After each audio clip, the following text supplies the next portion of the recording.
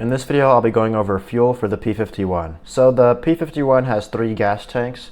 There's one in the left wing, one in the right wing, and one behind the pilot. So you can see how much gas is in your left wing by coming here and looking at this gauge.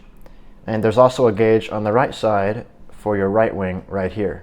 To see how much gas is in the back tank, you just turn around here and there's a hole that you look through, and then you can see how much gas is back there.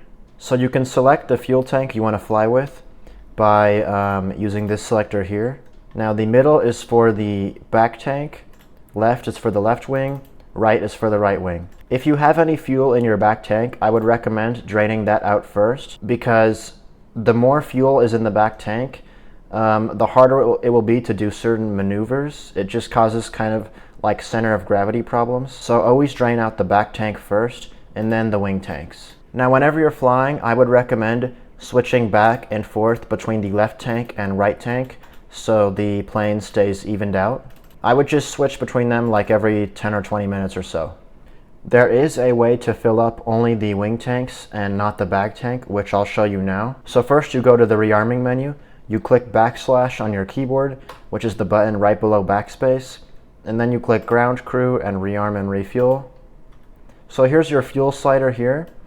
So if you put the slider to 68%, then both wing tanks will be filled all the way. However, the back tank will be empty. Once you move this slider past 68, then it will start filling up the back tank. Okay, so now let's go over external fuel tanks. The Mustang can carry 2 tanks, one for each wing. They go on pylon 4 and 7.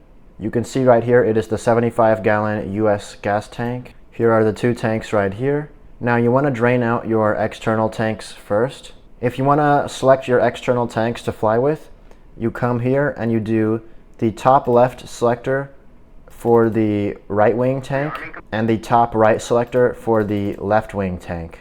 There is no meter for how much fuel is in the external tanks, so whenever they run empty, the engine will start to stutter, and that's how you'll know they're out of fuel, and then you can just switch to your main tanks.